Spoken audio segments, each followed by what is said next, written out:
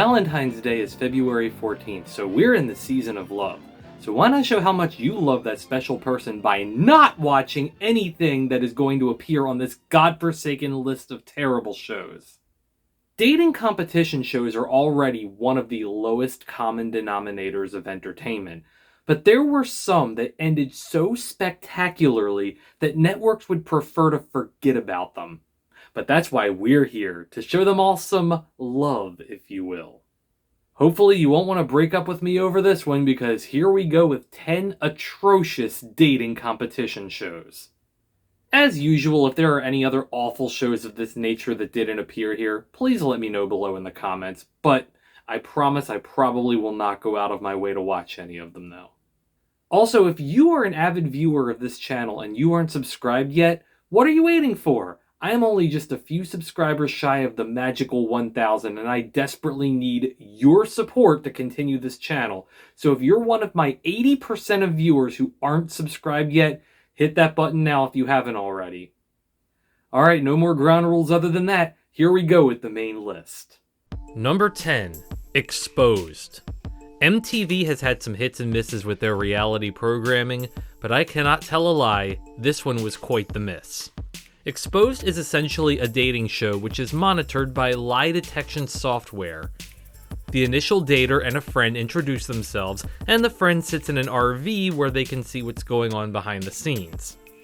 The contestant is then told through an earpiece if what was just said was a lie, and then in the end, the dater is confronted with their lies before the contestant makes their final choice. Though the show did attract some notable D-list celebrity guests, Exposed was highly panned by critics and lasted approximately a year before it disappeared from the schedule. Number 9. The Celebrity Dating Game. No, I am certainly not talking about the classic version of the show that 1 year ago I called the most excellent dating game show of all time.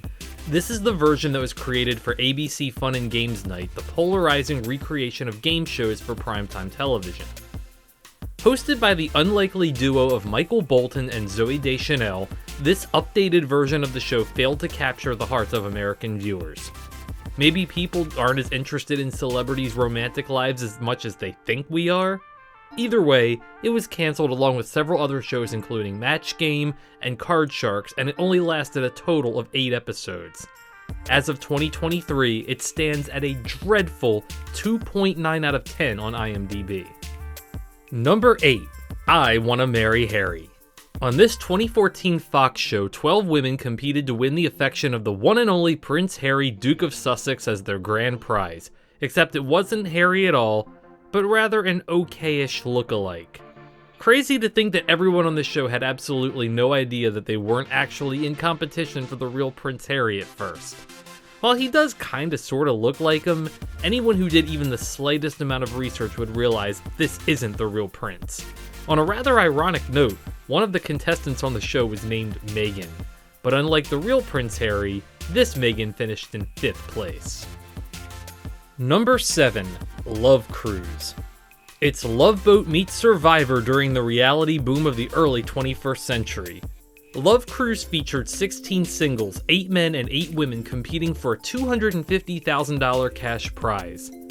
They are paired off and forced into challenges that turn the show into more of a competition than a contest looking for love. Maybe it would be more fair to call it Hate Cruise.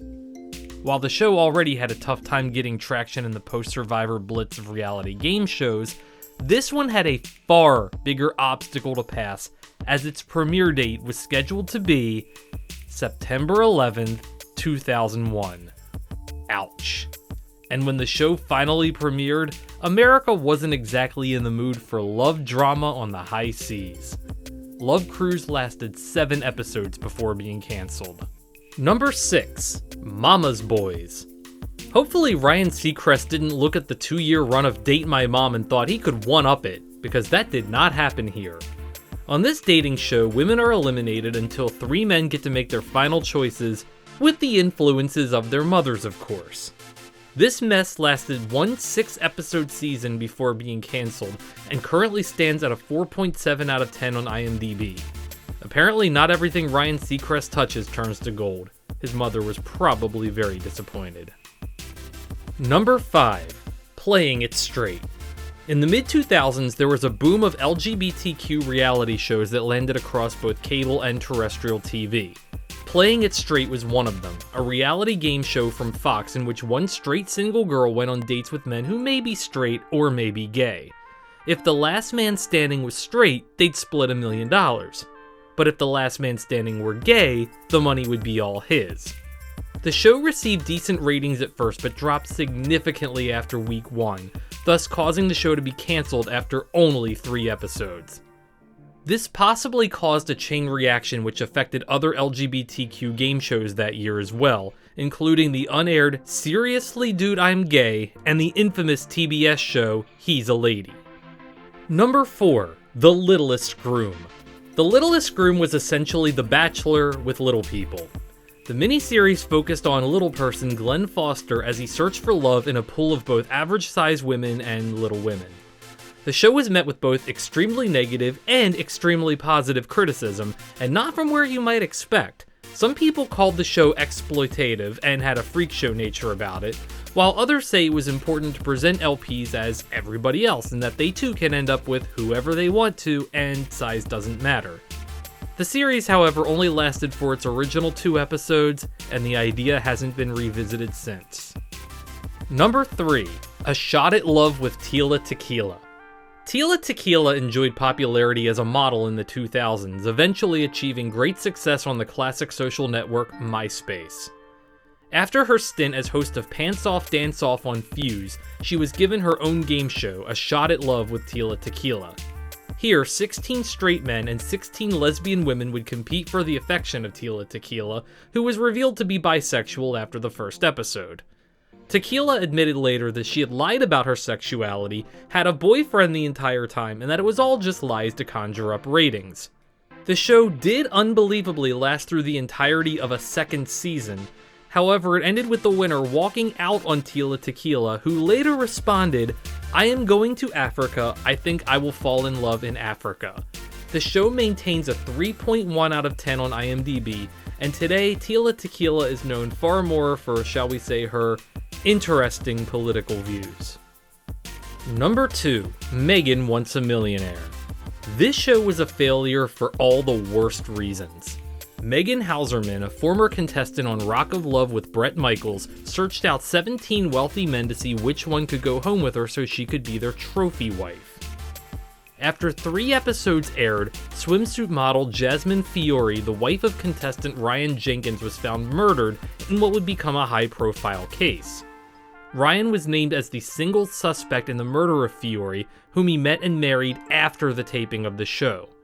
Just days later, he was found dead after fleeing to Canada.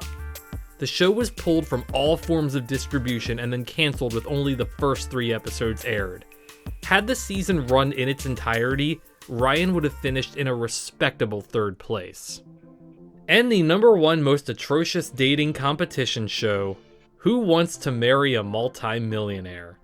On this poor attempt at a show, 50 women, 1 from each state, would compete to earn the right to marry a mystery millionaire right then and there, that night, in front of a live, worldwide audience. As expected, everything about the marriage went horribly wrong, and it was annulled almost immediately after the honeymoon.